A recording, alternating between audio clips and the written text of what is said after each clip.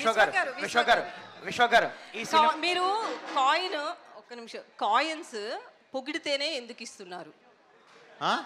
మిమ్మల్ని ఇంప్రెస్ చేస్తేనే ఎందుకు ఇస్తున్నారు? సార్ అతను క్వశ్చన్ అడిగాడు, ఏమని అడిగాడు? ఇక్కడ అడిగింది కానీ ఇవన్నీ ఇంప్రెస్ చేస్తే ఆయన ఇంట్రెస్టింగ్ క్వశ్చన్ అడిగాడు. మీరు ఒక హార్ట్ బ్రేక్ అయినోడిని ఫిక్స్ చేస్తారా, కార్ ఫిక్స్ చేస్తారా, లేదా సొసైటీలో? అది ఎంత మంచి క్వశ్చన్ అండి, అతను ఎంత గొప్ప మాట మాట్లాడండి. ఆ క్వశ్చన్ కి, ఆ ఫేస్ కట్ కి మనం ఇచ్చే వాల్యూ ఏంటండి అసలు? ఇంకొకటి ఒకటి యాక్చువల్లీ నేను ఇన్నోవేటివ్ ఉన్నప్పుడు ఆయనకి మా నాన్న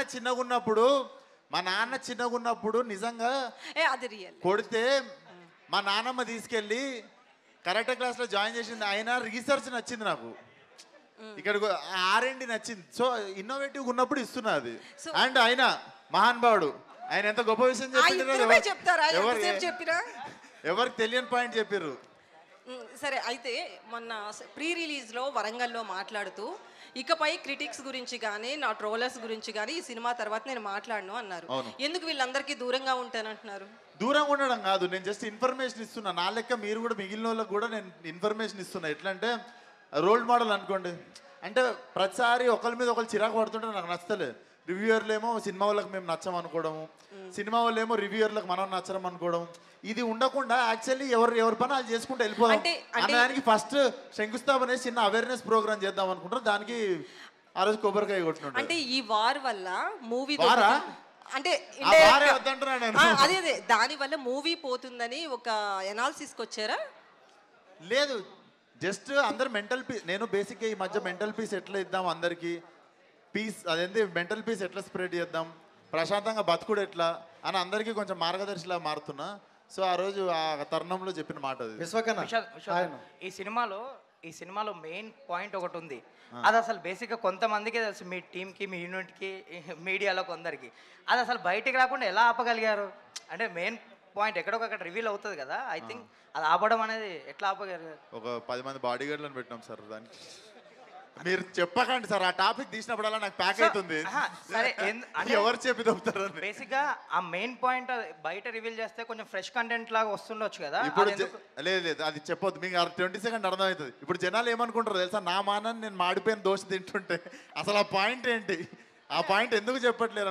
అది ఇప్పటివరకు రాని పాయింట్ అన్నారు కదా, మీరే చెప్పారు పొద్దున ఇంటర్వ్యూలో కూడా. సో అది చెప్తే కొంచెం ఫ్రెష్ చెప్పొద్దు సార్, పంచాయతీ సార్ అది. ఫస్ట్ క్వశ్చన్, ప్రమోషన్ చాలా బాగుంది. అంటే విశ్వక్ అంటేనే డిఫరెంట్ ప్రమోషన్. సో చాలా బాగుంది.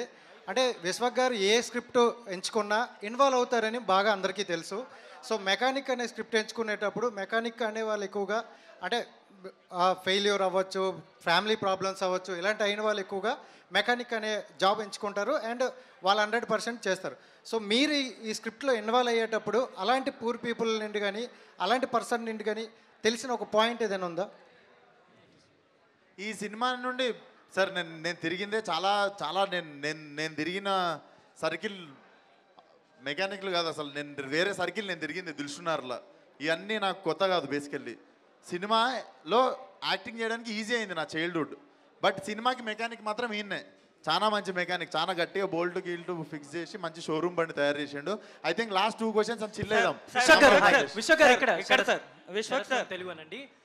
ప్రతి సినిమా కూడా కరాటే రాజు గారు వచ్చి ఆయన రివ్యూ చెప్తారు బయట. అంటే పర్సనలీ నేను తీసుకున్నా కొన్ని సినిమాలకి. అండ్ మిమ్మల్ని చూస్తే కూడా ఒక సినిమా ఏదైనా రిజల్ట్ అటు ఇటు అయినా కానీ వెంటనే బౌన్స్ బ్యాక్, అంటే నెక్స్ట్ సినిమాకి మీరు ఫుల్ ఎనర్జీతో వస్తారు. లైక్ ఈ కాన్ఫిడెన్స్ ఎక్కడి నుంచి వచ్చింది? అంటే నాన్నగారి నుంచి వచ్చిందా, లేదంటే ఇన్బిల్ట్ మీకు ఈ కాన్ఫిడెన్స్ ఎక్కడి నుంచి జనరేట్ అవుతుంది? ఎందుకంటే చాలా మందికి ఒక సినిమా పోగానే చాలా డౌన్ అయిపోతారు. ఇంత కష్టపడి చేసాము, మంచి ఎఫర్ట్ రాలేదని. ఈ రీసెంట్గా వచ్చిన 10 సినిమాలలో కొంచెం అంత మంచి రిసీవింగ్ రాలేదు. సో మీకు ఈ కాన్ఫిడెన్స్ ఎక్కడి నుంచి జనరేట్ అవుతుంది? బ్రో ఫెయిల్యూరే కాదు, సక్సెస్ కూడా 2 డేస్కి మించి ఎక్కువ ఎంజాయ్ చేయలేవు. 2 డేస్ తర్వాత మళ్ళీ నార్మల్గానే లేస్తాం. 22nd cinema release, 25th Laila shooting start, female getup మొత్తం గీక్కొని నేను మళ్ళీ 4 రోజులు బయటికి రావద్దు. ఇక్కడ యాక్చువల్గా మీరు దిల్సునార్లో తిరిగారు, అదే ఏరియాలో ఇప్పుడు నా చైల్డ్హుడ్ చెప్తే కాయన అంబర్పేట అనే ఏరియాలో ఒక మెకానిక్గా, ఒక స్మాల్ మెకానిక్గా మొదలయ్యి ఒక పెద్ద డాన్గా ఎదిగిన ఒక ఆయన ఉన్నాడు. ఆయన స్టోర్ ఆల్రెడీ జనతా గ్యారేజ్లో చిన్న తీసుకున్నారని కూడా ఒక ఇంటర్వ్యూలో చెప్పారు. ఆయన ఇన్స్పిరేషన్ ఏమైనా ఉందా ఈ సినిమా? ఏం లేదు సార్, వీడు రాకీ అని చెప్పి మలక్పేటలో ఉండే ఒక ఫిక్షనల్ క్యారెక్టర్, మజా వస్తుంది వాడిని చూస్తే. ఆ మలక్పేట ఆయనకి దీనికి సంబంధం లేదు సార్. విశ్వక్ సార్, అంటే ఇప్పుడు ఫైట్ లో నాకు గోల్డ్ కాయిన్ ఇవ్వకపోతే పాయింట్ రివీల్ చేసేస్తారు సార్ నీకు దండం పెడతాను ఆయన, నువ్వు నాకు సైడ్కి ఇట్లా చిన్న సార్, చిన్న సార్, సైజ్ ఇక్కడ సార్. చిన్న సైజ్ సస్పెన్స్ థ్రిల్లర్ లా తయారైనావు. సార్ ఇక్కడ ఏంటి అని అంటే సార్, ఇప్పుడు ట్రైలర్లో చూసుకుంటే ఫైట్ అయిన తర్వాత వెనక అమ్మవారి విగ్రహాలు కనబడతాయి సార్. అమ్మవారి విగ్రహాలు నెక్స్ట్ మొత్తం ఆ టైప్ ఆఫ్ కాన్సెప్ట్లో అనిపించింది. అంటే దానికి సంబంధించి ఏదైనా మెసేజ్ ఉండబోతుంది? ఏం లేదు, బట్ డెఫినెట్లీ ఒక ప్రాబ్లమ్ని మాత్రం ఎండ్ చేసే తరుణంలో వచ్చే ఎపిసోడ్లో వచ్చే విగ్రహాలు అవి. అది మీకు సినిమా చూస్తే అర్థమవుతుంది. విశ్వకన్న ఒక బ్రదర్ చెప్పు బ్రదర్. అన్న, ఈ మధ్య కొంతమంది ఒక స్టేట్మెంట్ ఇచ్చారు, we can't take risk on debut directors అని.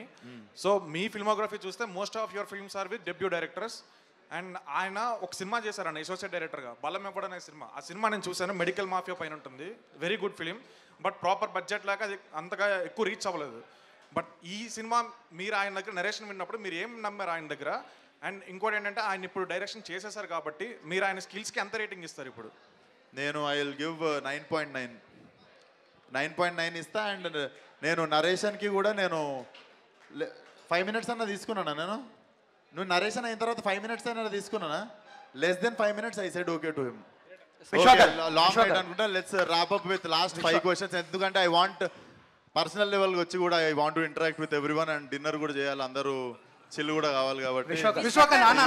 ఫార్మల్ మీటింగ్, కెమెరాలు బంద్ చేసి చిల్లేదాం. విశ్వకన్న ఒక క్వశ్చన్ అన్న, మీరు బాలయ్య బాబు గారు అలాగే ఎన్టీఆర్ గారు ఒకేసారి మల్టీ స్టార్లుగా ఇద్దరు ఒకేసారి అడిగితే ఎవరికి ఓకే చెప్తారు? అలాగే మీరు సిక్స్ ప్యాక్ ఎప్పుడు చూపించబోతున్నారు? అది ఏ సినిమాలో చూపించబోతున్నారు? అదా, 6 pack నీకు March 29th చూపిస్తాను, బర్త్డే ఆ రోజు. అండ్ ఫస్ట్ క్వశ్చన్కి ఆన్సరా తర్వాత చెప్తా. ఫస్ట్ ఆఫ్ ఆల్ మా మెన్స్ డే సందర్భంగా ఇందా నుండి కాయిన్స్ అన్నీ మా మెన్స్కే వెళ్తున్నాయి. సో ఎక్కువ క్వశ్చన్లు అడిగిన మా అక్క ఏ టైంకి నేను అక్క అని పిలిచిన్నో, సో అక్క అని పిలుస్తున్నందుకు మా లక్ష్మీదేవికి ఇచ్చి I want to take all the lady luck. ఒకసారి వచ్చారా?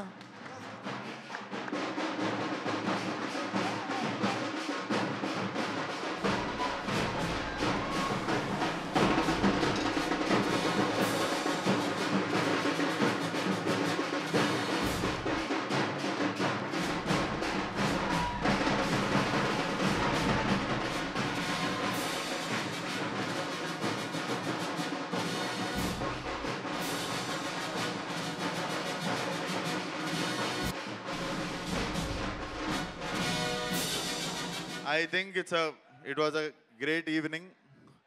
వచ్చినందుకు అందరికీ థ్యాంక్స్. నేను ఎక్కడికి వెళ్ళట్లేదు. And I hope I made some interesting evening for media also. అందరూ మీ బ్లెస్సింగ్స్ అండ్ సపోర్ట్ సినిమాకి కూడా చేయండి.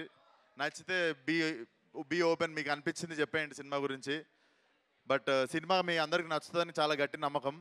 So thank you so much one and all. ఈరోజు ఈవినింగ్ మా అందరినీ సపోర్ట్ చేయడానికి వచ్చినందుకు. ప్లీజ్ హ్యావ్ అందరూ దయచేసి భోజనం చేసి మంచిగా చిల్ అయ్యి ఎంజాయ్ చేసి వెళ్ళండి. నేను కూడా ఇక్కడనే ఉంటా. Thank you. కెమెరాలు ఆఫ్ చేసి చిల్ అవుదాం.